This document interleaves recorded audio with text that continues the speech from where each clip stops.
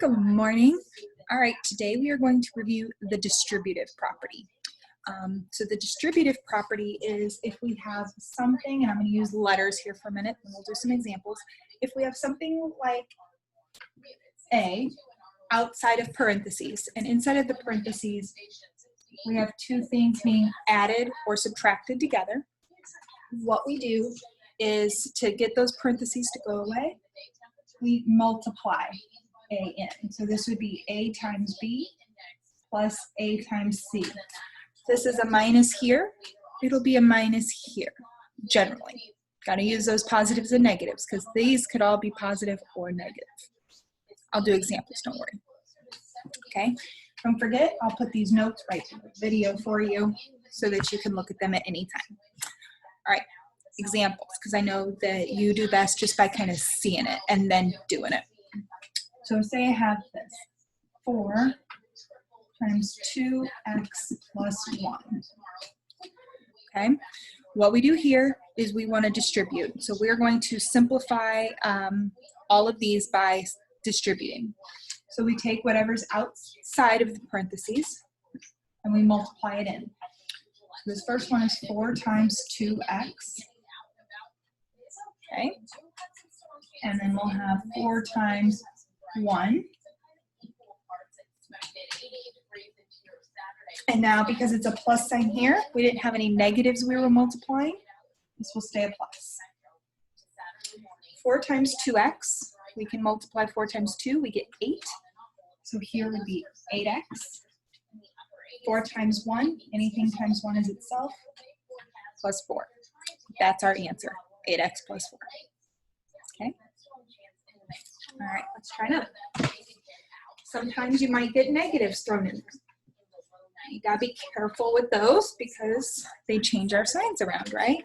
So say I have 5 times negative 2 minus 3y. Okay. First thing we're gonna do, whatever's outside gets multiplied in. So first thing we have is 5 times negative 2. And I'm going to put that minus here. And then I have 5 times 3y. Okay, this minus came from right here. Just pulled it down. 5 times negative 2 is negative 10, because 5 times 2 is 10. A positive times a negative is a negative.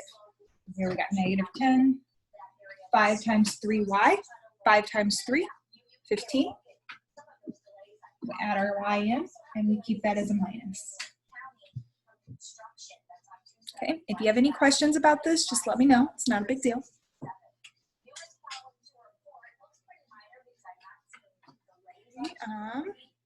We might have negative 3x minus 2. Number on the outside can be negative also, okay? So when we take that in, we do it just the same. So negative 3 times x. I'm going to take this minus sign right here, bring it down, put it here. And now I have negative 3 times 2. Okay. Now, I have to simplify. Negative 3 times x is negative 3 times 1x. So we just write it as negative 3x. Negative 3 times 2 is negative 6. So if I write minus negative 6 here, whenever we get two minuses together, it's going to be a positive, okay? So this would really be negative 3x plus 6 as your final answer.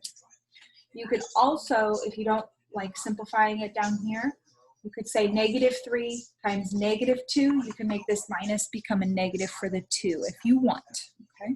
If not, doing it drawn out is perfectly good. Okay, got one last question for you.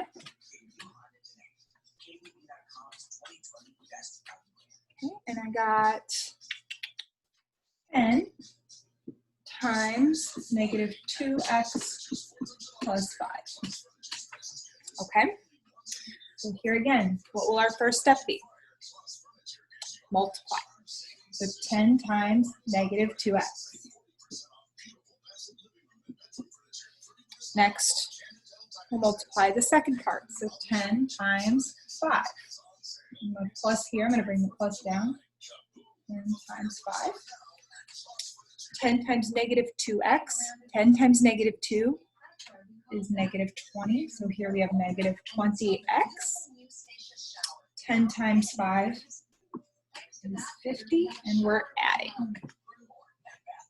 Okay, let me know if you have any questions, and I can help you. All right, good luck.